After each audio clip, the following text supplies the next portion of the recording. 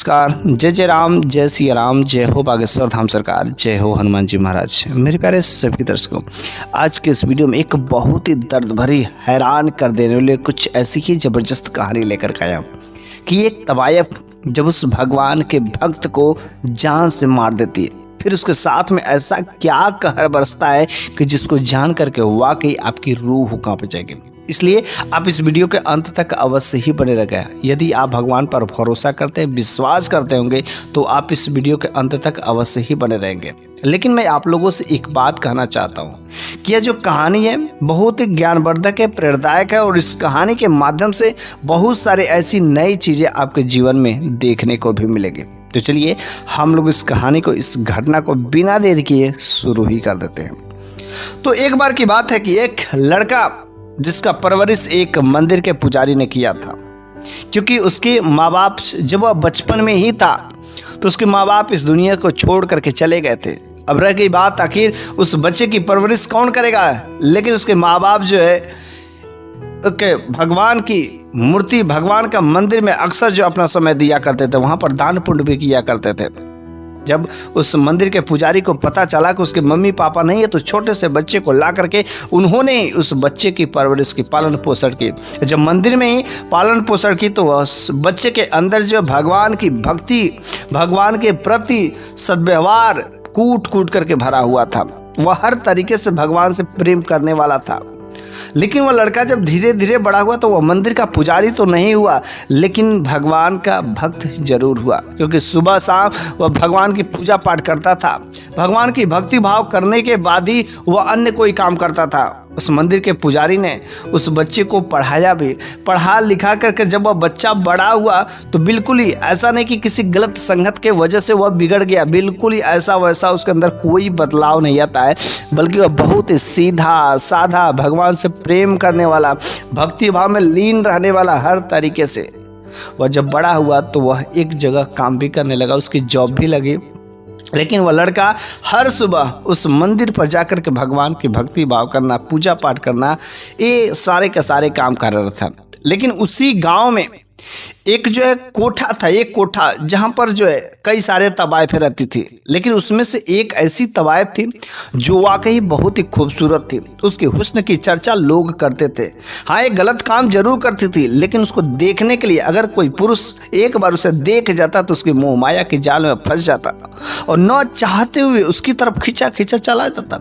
उसको भी अपनी सुंदरता पर बड़ा ही नाज था, इसलिए वह जिस व्यक्ति को भी चाहती उस व्यक्ति को अपनी तरफ खींच लाती।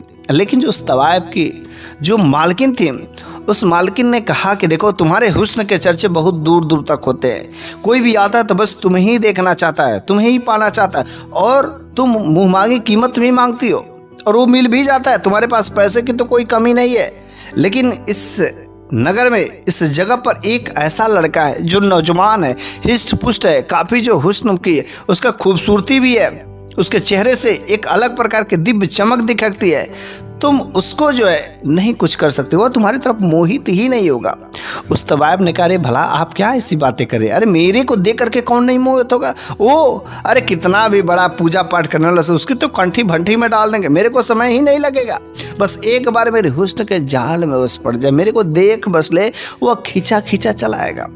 उस तवायफ की मालकिन ने कहा, चलो ठीक है, तब जाकर तू अजमाई से कर लो। वह लड़का हर सुबह जो है भगवान के मंदिर में पूजा पाठ करने के लिए एक बगीचे में वह फूल तोड़ने जाता था। और जब फूल तोड़ने जाता तो वह तवायफ खूब सज धज के अच्छे से वह रास्ते में आकर के अपना वेशभूषा बदल करके खड़े हो जाती है। वह उस लड़का उस रास्ते से गुजर जाता है, लेकिन उसकी तरफ नज़र नहीं उठाता, क्योंकि वह जब भी किसी औरत को, जब भी किसी स्त्री को अपने सामने देखता था, वह अपने नज़रों को झुका करके किनारे से निकल जाता था।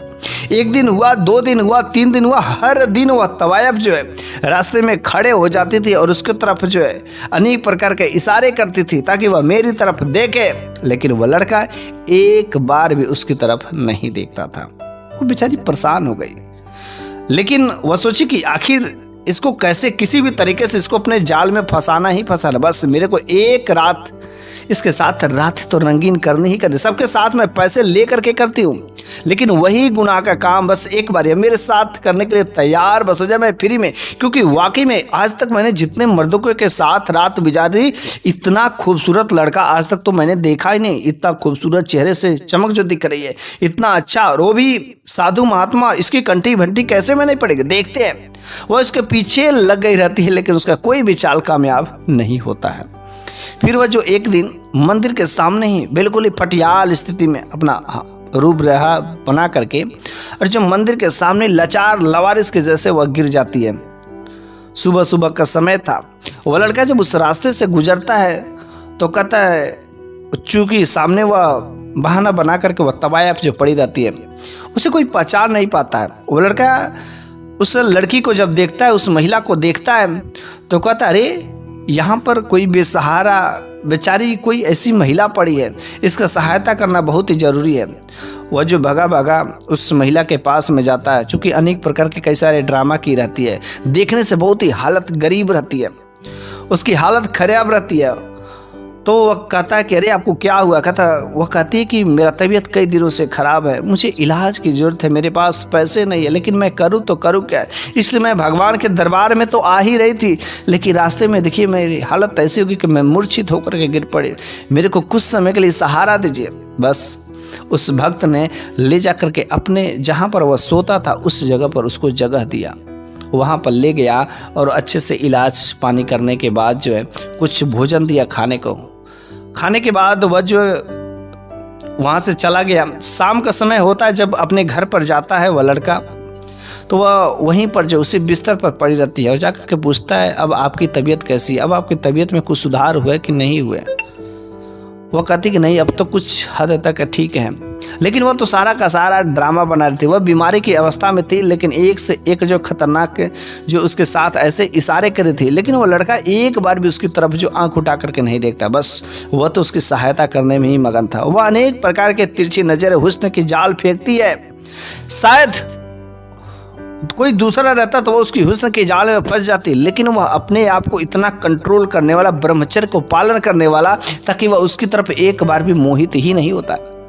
वो लड़का कहता है कि देखो, अब तो तुम्हारी कुछ स्थिति में अच्छी आ रही है, अगर कोई आपका कोई रिश्तेदार हो, कोई पास पड़ोस वाला, कोई मेहमान हो, आपके मम्मी पापा हो, तो एक बार बताइए कहाँ पर आते हैं, हम उन लोगों को बुला लाते हैं और आपको वहाँ पर नहीं तो हम छोड़ आते हैं।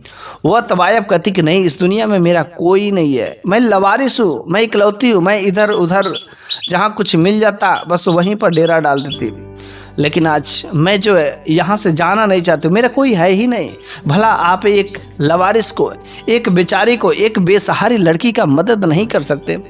उस लड़के ने कहा, एक रात की तो बात है, एक रात मैं आपको यहाँ पर गुजारने दे सकता हूँ, लेकिन हर रोज मैं यहाँ पर आपको अपने साथ में नहीं रख सकता, क्योंकि आप एक पराया स्त्री है और मैं एक नौजवान लड़का हूँ, और भला मैं जो किसी पराया स्त्री के साथ में इस तरीके से नहीं रह सकता, समाज क्या कहेगा, लोग क्या कहेंगे, इस तरीके से मैं नहीं रह सकता। वो लड़का उस दिन अपने कमरे से बाहर सोता है और उसको कमरे में जगह दिया रहता है। एक दिन वह लड़की जब सो जाती है, अगले दिन की बात आती है, वो लड़का बड़ा ही चिंतित रहता है कि आखिर इसका कैसे गुजर बसर होगा, कैसे इसको छोड़े तो छोड़े कहाँ, इसको अपने साथ में रखना उचित नहीं है। वो लड़का उस मंदिर पर जाता है और अपने पुजारी बाबा से कहता है कि देखिए बाबा जी, ऐसी बात है कि एक लड़की जो बिल्कुल ही लवारिस है, बेसहारा है, आखिर उसके कोई माँ बाप नहीं है, उसका कैसे गुजारा होगा, उसको मैं छोड़ूं तो छोड़ूं कहाँ, भला मैं इस तरीके से किसी स्त्री को अपने घर में नहीं रख सकता। तो बाबा जी ने कहा कि देखो, अगर वह लड़की का कोई नहीं है तो तुम उसके साथ जो विवाह कर लो, अगर तुम उसके साथ शादी कर जा लेते हो तो उसको एक बेसहारा का सहारा भी मिल जाएगा, तुम्हारा भी जीवन कट जाएगा, उसका भी जीवन कट जाएगा, तुम हिष्ट पुष्ट हो, नौजवान हो, शादी करने के लायक भी हो गए। बल्कि उस लड़की के अंदर ऐसी कोई भावना नहीं थी, बस वह तो यही चाहते थे, बस किसी तरीके से उसके साथ जो है हमको गुनाह करने को मिल जाए, गलत काम करने को मिल जाए, जो उसके मन में जो हवस था उसको बस बुझाना चाहते थे उस लड़के के प्रति। लेकिन वह लड़का बिल्कुल ही ऐसा वैसा नहीं था। शाम के समय में होता है और जाता है, कहता है कि देखो मैंने अपने बाबा से पूछा है, गुरुजी से पूछा है कि अपने घर में किसी पराय स्त्री को रखना उचित नहीं होता, तो उन्होंने राय दिया है कि हम तुमसे विवाह कर लें। बोलो अगर तुम एग्री हो, सहमत हो तो मैं तुमसे विवाह कर लूँ, नहीं सहमत हो तो तुम्हें कहीं इधर उधर लगाना ही पड़ेगा किनारा, क्योंकि मैं अपने साथ में नहीं रह सकती। वो लड़की वो तवायफ जो मन ही मन बड़ा ही खुश होती है कि चलो शादी करने के बाद इसको तो मेरे साथ रात गुजारनी ही पड़ेगी, लेकिन यार शादी करने ये उचित नहीं है। वह थोड़े से संशय में पड़ जाती है। तो उस लड़के ने कहा कि देखो सोचने समझने का मैं समय देता हूँ, सुबह जो सोच करके बता देना क्या करना है तुमको, भला आज भी मैं किसी तरीके से रात बाहर में गुजार लेता हूँ। वो लड़का आज की रात भी अपने बाहर चला जाता है और वह घर के अंदर जो है सोई रहती है। रात भर वह सोचती है, लेकिन उसके अंदर तो बस एक ही भूत सवार था, बस किसी तरीके से हवस का जो भूत था उसको सवार था, किसी तरीके से उसके साथ रात गुजारनी, किसी तरीके से उसके साथ गुनाह करना है, बस उसके मन में तो बस एक ही ख्वाहिश। वह सोचती है कि यार अगर इसके साथ में विवाह कर लेती हूँ तो मैं तो जो चाहती हूँ तो पूरा हो ही जाएगा, फिर मैं इसको छोड़ करके चली जाऊँगी। चल ठीक है, अच्छी बात है। सुबह होता है और वह लड़की उसके जो है शादी करने के लिए तैयार हो जाती है। लेकिन जो वह लड़का था ना, वो अपने घर में जो एक बोलने वाला तोता भी रखा हुआ था, वह तोता बहुत ही अच्छा था, सुनहरा था, अच्छा सा गीत गाता था, बिल्कुल ही बोलने वाला तोता था। वो उसका रेख देख करता था, वह भी उसकी रेख देख करती थी, खाना पीना सब कुछ मिलता था। लेकिन वह तोता बड़ा ही सुंदर, बहुत ही अच्छा, भोला भाला था, बोलने वाला था। जब वह तवायफ जो है सुबह होता है और गुरुजी को बुला करके ले जा करके मंदिर में उस लड़के की शादी हो जाती है। वो लड़का भी बड़ा प्रसन्न होता है कि चलो मेरी शादी हो गई। इधर इसके अंदर खुशी का फूल समाया जा रहा था कि चल आज मैं जो सोच रहे थे, इतने दिनों से परेशान थे, अब मेरा मिशन जो सफल हो जाएगा। और इस तरीके से शादी के बाद एक रात बीतते हैं, 2 रात बीतते हैं, 3 रात बीतते हैं, ऐसे करते करते वो रातें बीत जाते हैं। और उस तवायफ का जब मन जो है इस लड़के से भर जाता है तो वह कहती अरे अब तो मेरा इसके साथ रहना उचित नहीं है, मैं जो चाहती थी मेरा तो काम हो गया, अब तो मेरे लिए यह दुनिया बिल्कुल ठीक नहीं, मेरे को फिर से अपने उस दुनिया में जाना चाहिए। अलग अलग लोगों के साथ में अलग अलग जो मौज मस्तियाँ करना, ऊंची रकम के पैसे मिलना, यहाँ पर तो मेरे को अब ना पैसे मिले ना कुछ मिले, भला मैं इस तरीके से गुजारा बसर कैसे कर सकती हूँ, मेरे को कैसे भी यहाँ से छोड़ करके जाना ही पड़ेगा। वह मन ही मन जो सोच लेती है, विचार कर लेती है और जो है अपने उस जो कोठे की मालकिन रहती है किसी तरीके से उससे कांटेक्ट करती है। और जब कांटेक्ट करती है तो वह मालकिन जो रात के समय में जो उसके पास छुपके से आती है, जब चुपके से आती है तो वह कहती कि मैंने तो इस लड़के के साथ में जो आपने कहा था और यह गुनाह करने के लिए तैयार नहीं था, लेकिन मेरे को इससे शादी करनी पड़ी, अब तो मेरा इससे जी भर गया, अब मैं इसके साथ रहना नहीं चाहती हूँ, मैं जो बस आपके जगह पर आना चाहती हूँ, उस जगह पर मेरे को पैसे भी मिलेंगे, यहाँ पर तो मेरे को 1 रुपये भी नहीं मिलते, ना तो सही से खाने पीने को मिलते, मौज मस्ती भी उतनी नहीं मिलती, अब मेरा मन भर गया, किसी तरीके से मेरा ऐसा व्यवस्था करो, यहाँ से मेरे को जाने का है। वो मालकिन कहती अरे तुम यहाँ पर इस लड़के से शादी कर ली हो और तुम इसको छोड़ करके नहीं जा सकती हो। तो उसने कहा क्या बात है, तलाक दे दो।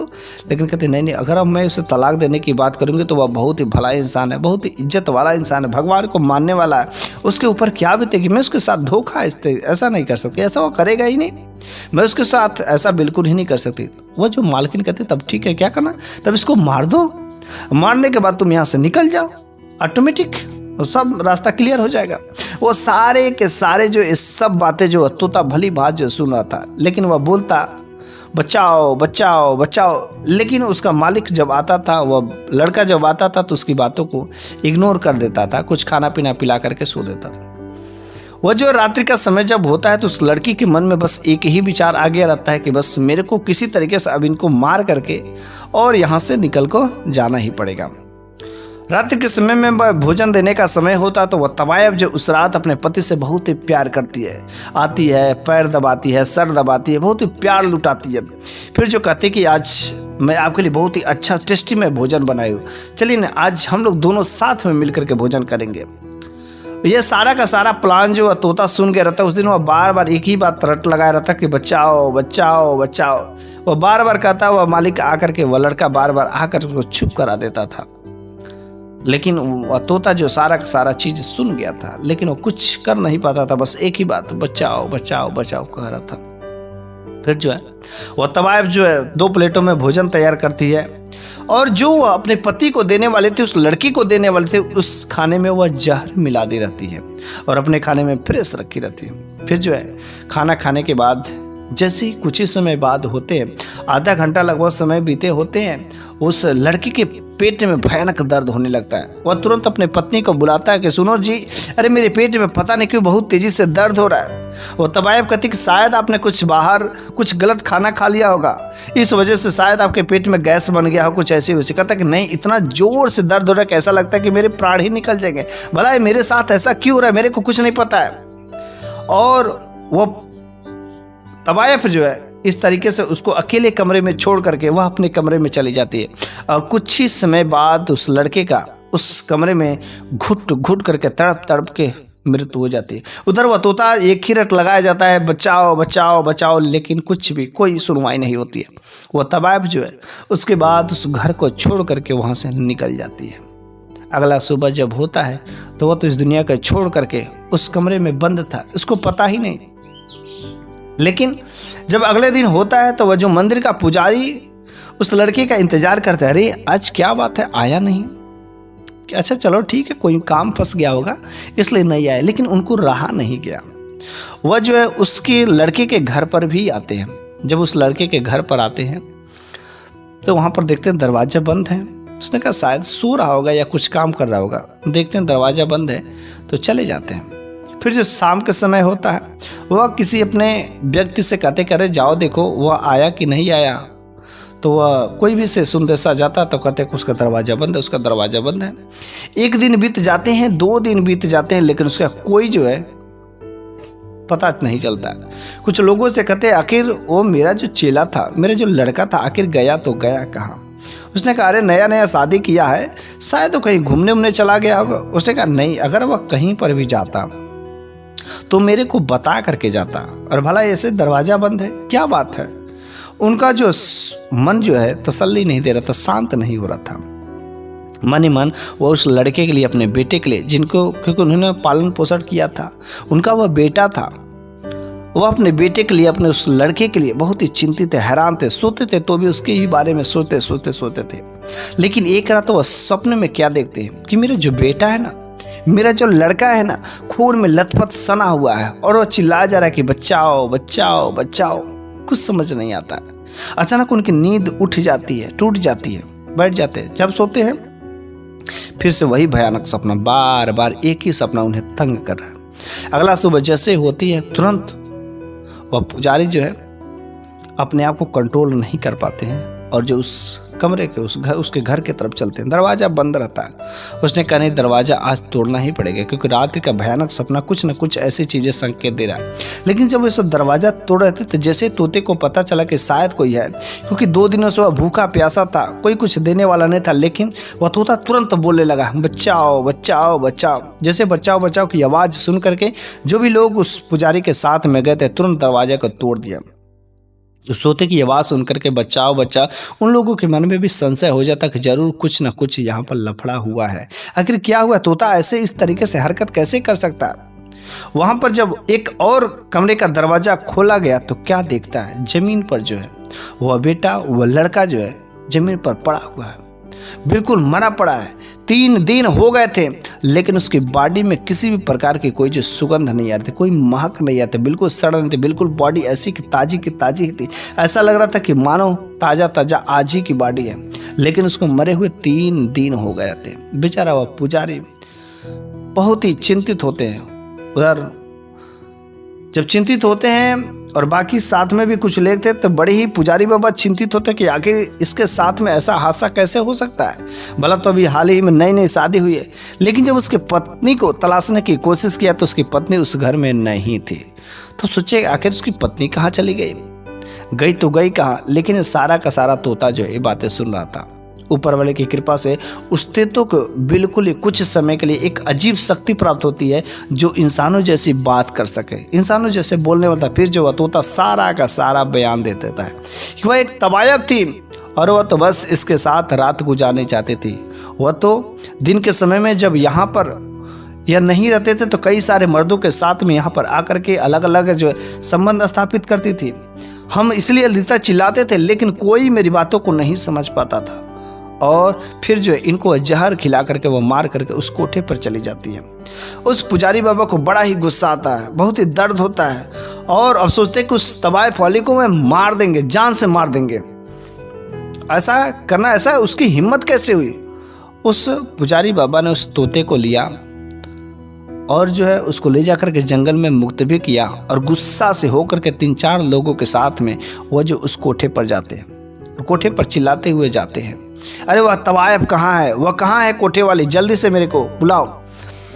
उसकी मालकिन आती हैं और कहती हैं कि शायद आप ही उस लड़की के बाप हैं, उस लड़की की परवरिश आपने ही की थी कि जिसका जो इस तवायफ ने जिस लड़के से शादी की थी। उसने कहा हाँ। उसको कहाँ है, मेरे पास जल्दी लाओ, उसने मेरे बेटे को क्यों मारा, जान से क्यों मार दिया। उस तवायफ ने कहा अरे अब आप उसको क्या सजा देंगे, उसको तो ऑलरेडी सजा मिल ही चुकी है, बहुत ही भयानक सजा मिली है और देखी ना उसमें मैं भी शामिल थी, इस वजह से मेरे को भी सजा मिल रही है। उसने कहा तुम लोगों को क्या सजा मिल रही है, क्या सजा हुआ है। उसने कहा जिस दिन उसने, उस तवायफ ने अपने पति को मार करके आई ना, चूंकि वह बहुत ही भगवान को मानने वाला था, भगवान का भक्त था और एक भगवान के भक्त के साथ में उस लड़की ने ऐसा गुनाह किया, ऐसा गलत काम किया कि वो अपने पति को ही मार करके चली है। फिर जब भगवान का ऐसा कहर बरसता है कि वह जैसे उस रात आई और आने के बाद वह कमरे में सोई हुई थी, लेकिन जब वह सुबह उठती है तो उसका शरीर पूरा का पूरा शरीर बदल गया रहता है। वह एक अजीब जो है बनमानुक जैसे उसकी शक्ल हो गई रहती है, कोई उसकी सूरत देखने के लिए नहीं। मेरे को तो उससे भी डर लगता है।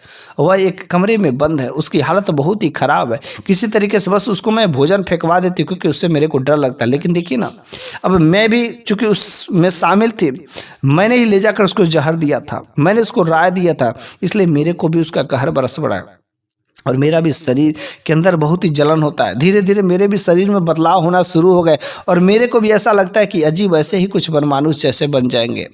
बाबा कुछ ऐसा करिए, मेरे को माफ़ कर दीजिए, मैंने बहुत बड़ी गलती की है। उसने कहा नहीं, हम तो तुम दोनों के लिए उसको मारने के लिए आए थे, लेकिन अब मैं मारूं क्या, क्योंकि भगवान जब खुद उसकी सजा दे रहे हैं तुम दोनों को, तो मैं कुछ नहीं कर सकता। तुम लोगों को ऐसे ही पूरा अब जीवन भुगतना ही पड़ेगा। और फिर देखते ही देखते वो जो मालकिन भी एक अजीब जो बंदर की शक्ल में बन जाती है, भालू किस जैसे, अजीब, जिसको देख करके बिल्कुल डरावने सपने, डरावने जैसे। और वह साधु बाबा वहाँ से अपने लोगों को लेकर के चल जाते हैं और उसको उसकी करने की सजा मिल ही जाती है। ये बात सत्य ही कही गई कि सबको इस दुनिया में अगर कोई आया है तो जैसा कर्म करेगा वैसा फल ही मिलता है, जैसा बोओगे वैसा काटोगे। वैसे उस तवायफ ने, उस तवायफ की मालकिन ने जब उस लड़के के साथ में, जो भगवान का बहुत बड़ा प्रेमी था, भक्त था, उसके साथ में जब उस वैसा काम किया, इन लोगों को भी वैसे ही हाल हुई और पूरा जीवन तड़प तड़प के ऐसे ही उन लोगों के साथ अब जीवन गुजारनी ही पड़ेगी। बस मेरे प्यारे सभी दर्शकों, आज की ये कहानी यहीं पर समाप्त हो जाती, लेकिन मैं आप लोगों को इस कहानी के माध्यम से एक ही बात करना चाहता हूँ कि जैसी करनी वैसी भरनी, मतलब कर्म फल तो भोगने ही पड़ते हैं। आज हम भले ही गलत कर ले और आज सही हैं, लेकिन कल मेरे साथ बुरा होने वाला है, क्योंकि आज नहीं तो कल उसका फल तो हमें मिलना ही मिलना है। बस आज की कहानी इसी बात पर समाप्त हो जाती है।